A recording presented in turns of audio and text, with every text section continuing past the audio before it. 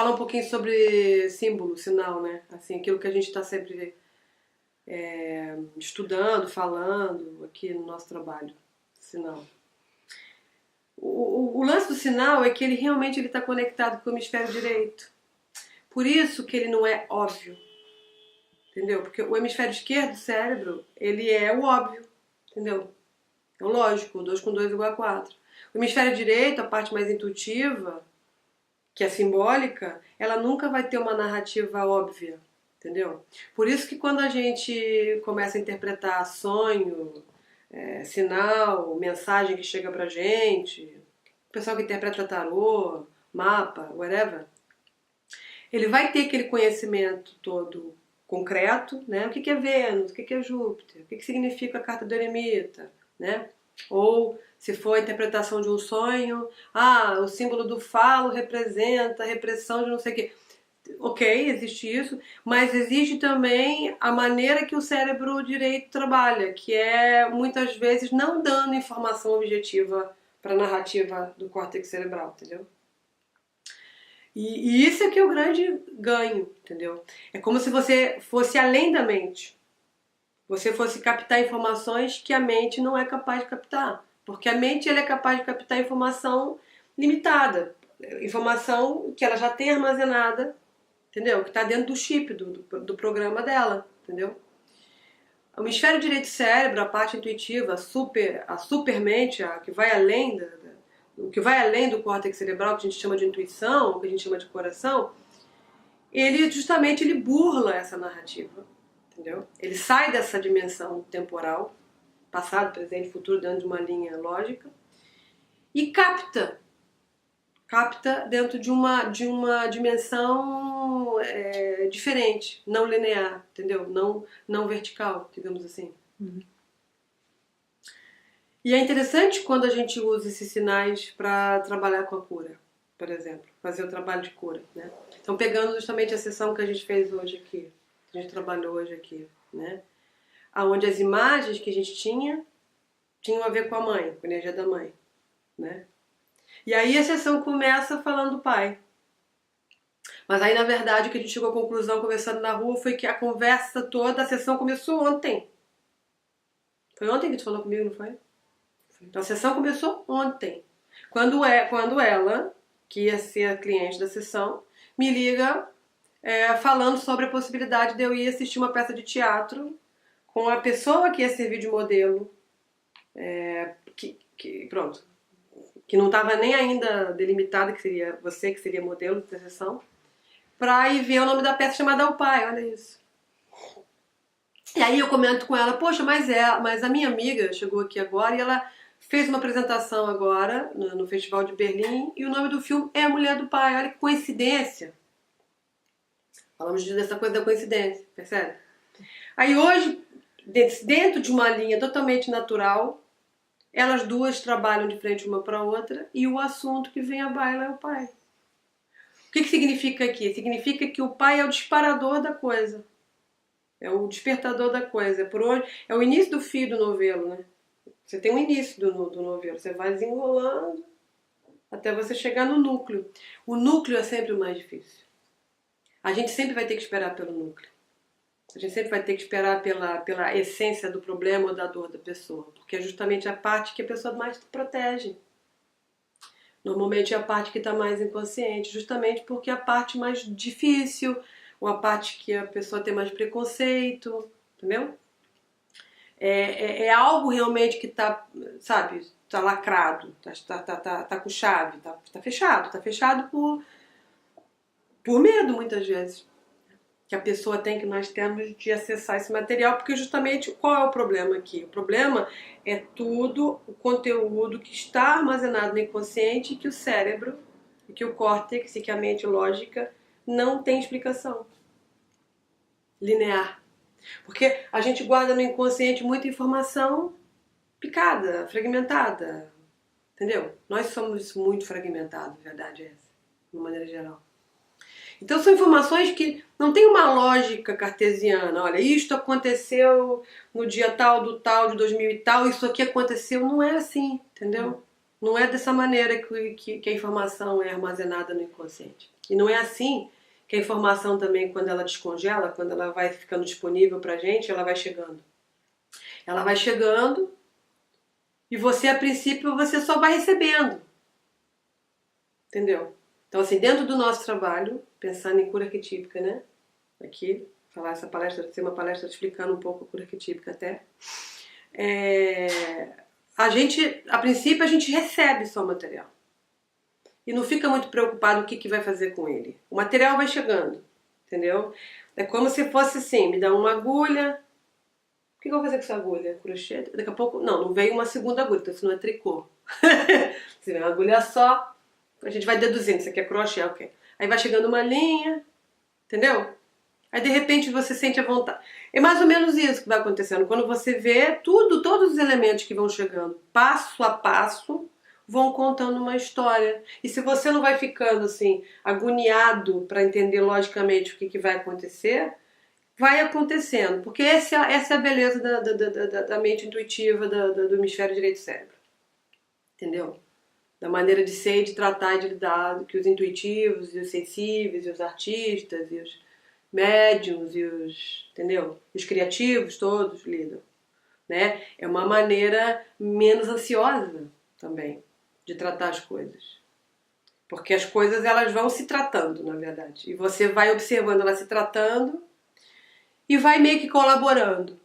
Porque a maneira do hemisfério direito trabalhar não é também tão assertiva. Entendeu?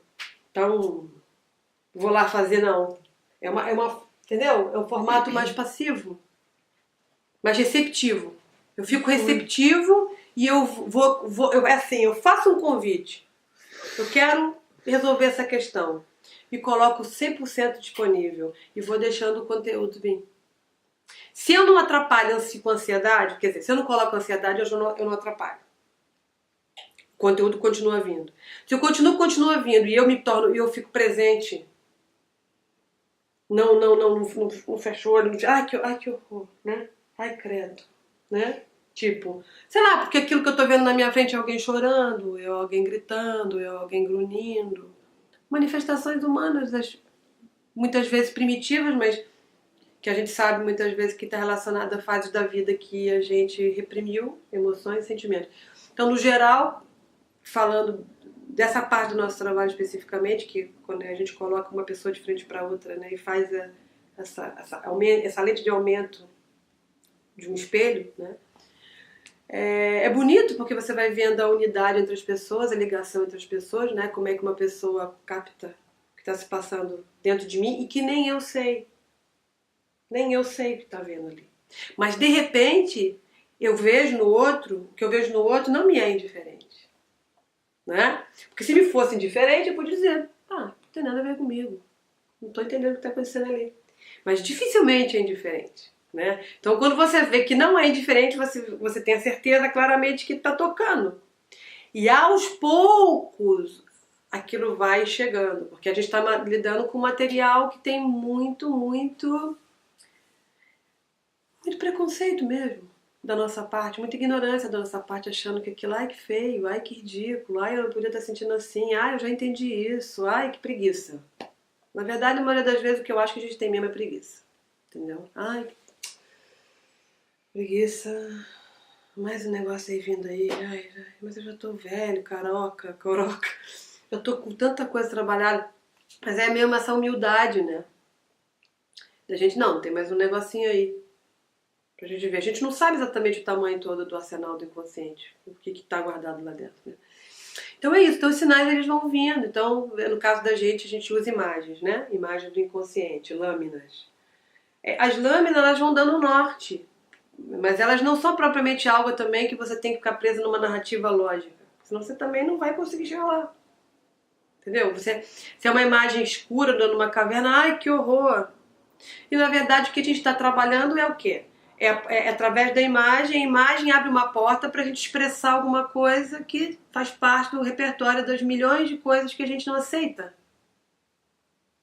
E muitas vezes não é nem algo tão ruim assim, mas é porque eu não quero, porque eu tô com preguiça, porque eu não acho bom, porque disseram que é feio, porque também não há pachorra, entendeu? Não há. E o nosso trabalho ele é muito menos assim ativo do que parece, pensando como mediador, né? Muito ativo, menos ativo, por quê? Porque o que eu faço aqui, na verdade, o que nós fazemos na verdade, é todo um trabalho de desmistificar o conteúdo para a pessoa que veio para o trabalho de cura, que veio se ver no espelho. Os espelhos e as projeções estão atuando o tempo inteiro sem a nossa consciência, sem o nosso consentimento, sem o nosso chamado, entendeu? Quando a gente vê, a gente está batendo de frente com pessoas a todo momento, ou convidando o mesmo tipo de pessoas para fazer parte da nossa vida, e sem autorização do universo. O universo não pede autorização, o mundo não pede autorização, ele enfia lá, entendeu? Aqui a gente faz esse acordo, então tá, nós estamos de acordo que agora a brincadeira é nós vamos olhar, entendeu? Vamos olhar e de preferência com o máximo de aceitação e neutralidade possível, que isso é que é o difícil. A parte difícil desse trabalho do espelho não tem nada difícil aqui. Não tem nada de muito extraordinário que eu tenho fazendo. O que é difícil, e é o ponto principal onde a gente consegue ver alguns resultados, é que a pessoa que está olhando para ela própria no espelho aceite. Mais do que promover o encontro, assim, a gente até é interessante promover um encontro, você se encontrar com você mesmo. Mas o mais difícil mesmo é a pessoa olhar para aquilo como observadora, muitas vezes com compaixão, entendeu? Muitas vezes sei lá, com curiosidade, não julgamento, entendeu? Isso é que é o mais difícil. Hã? Sem preconceito.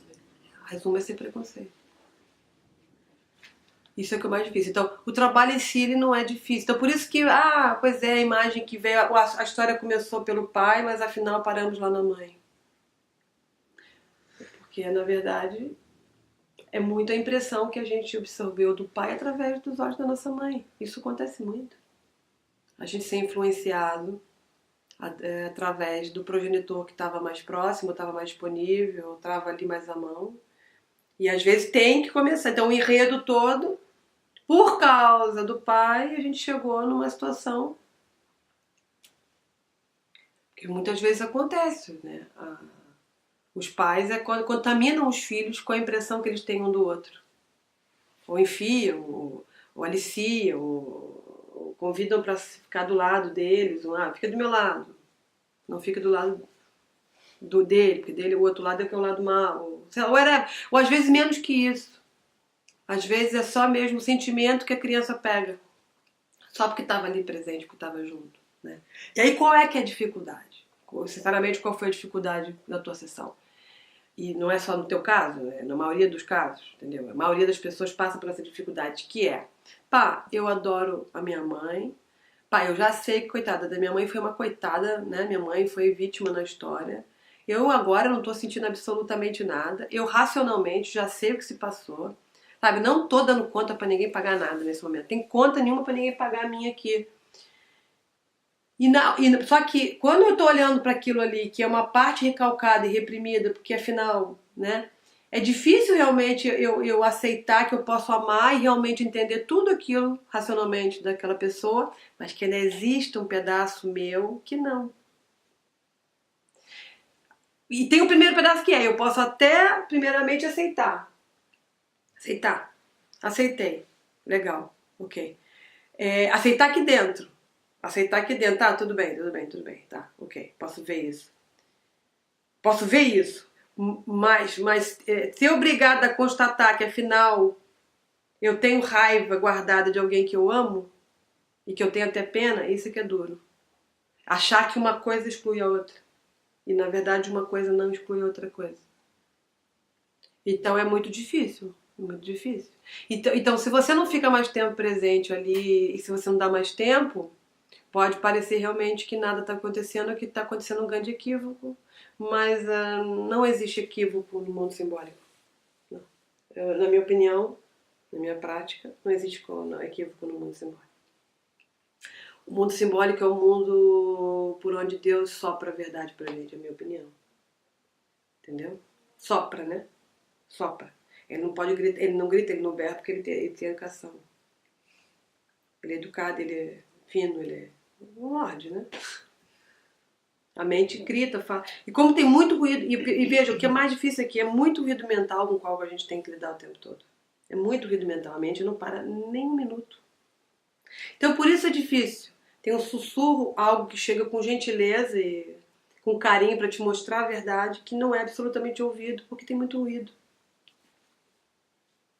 Tem muito ruído, tem muita camada de repressão, tem muita defesa, entendeu?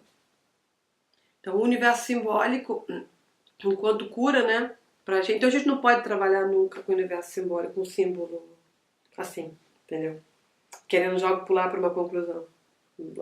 Logo, não. É mesmo esperar. Mesmo esperar e vamos ver o que vai acontecer aqui, confiando e tendo um relaxamento para mim na medida do que vai percebendo e atuando. Né? Tem momento que você pensa assim, pô, mas eu não estou percebendo nada. Tá, então não faz nada. Se calhar, a sessão que você vai dar vai ser mais simples ainda. Você vai ficar mais passivo do que você imaginava e a sessão vai acontecer por você.